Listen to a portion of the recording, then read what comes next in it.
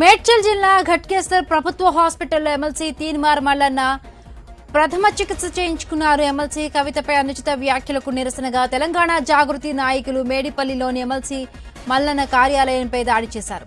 ఈ దాడిలో మల్లన్నకు గాయాలయ్యాయి. దీంతో ఘట్కేసర్ ప్రభుత్వ హాస్పిటల్లో మెడికో లీగల్ కేసు చేయించుకున్నారు మల్లన్న.